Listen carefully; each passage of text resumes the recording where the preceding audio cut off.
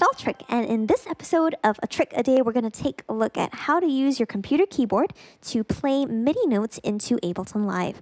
So over here I've got Live loaded up. I've got this MIDI track over here, and on it I've got just a wavetable preset.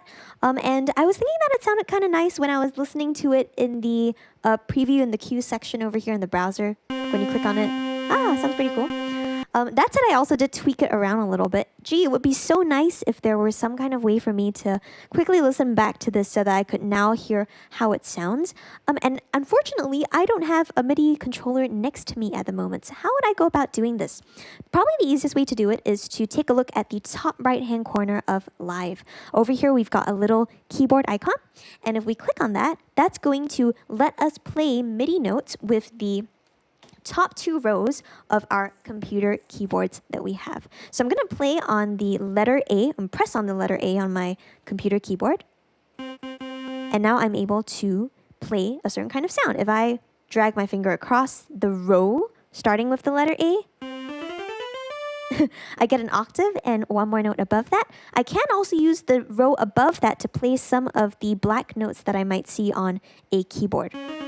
So also just to demonstrate this, I'm going to create an empty MIDI clip over here in Live. And this is going to allow me to see exactly what notes I'm playing. So for example, if I press on this A now, I see I'm playing C3. Now, one thing that I do also like about using the computer keyboard is that if I wanted to, I could set velocities and I could also set the range that I'm playing in. For example, right now, if I play across my keyboard,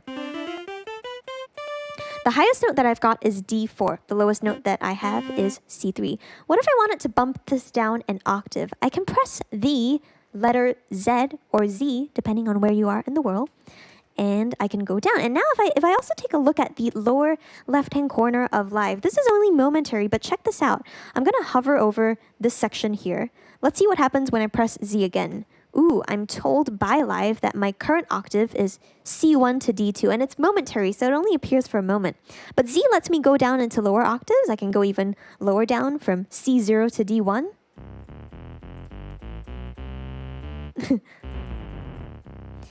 And once I'm all the way down with Z or Z, I get confused with pronunciation sometimes. But I can always go up in the reverse direction by pressing X. So I can press X to go C1 to D2 or C2 to D3. Now up some more. Here's C7 to D8.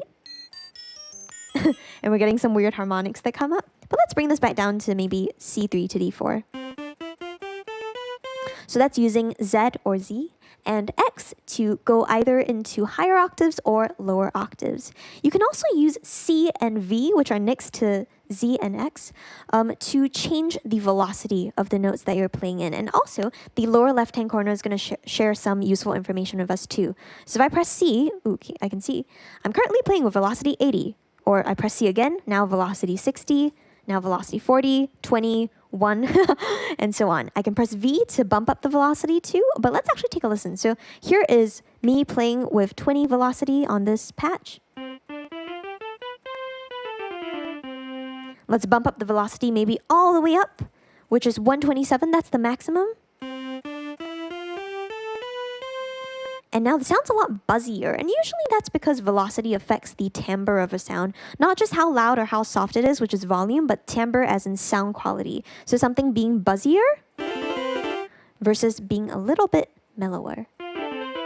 And you can kind of hear that that affects the filter, in this case, on this particular wavetable patch. But that's how you go about using your computer keyboard to kind of play around with different sounds, even if you don't have a MIDI controller on hand. And that's something that I find really useful, especially if I'm on the road, on the bus, on the plane, on the way to somewhere, but I need to put together some kind of melody or any kind of programming that I need to do in Live. And that's the trick for today. If you enjoyed this trick, please like, comment, share, subscribe, and turn on that notification bell to be notified of whenever I have the next trick to share with all of you. Been talking a lot today. But on that note, I hope you all stay well, stay safe. Until next time, this has been dolltr, and thanks for watching. dolltr.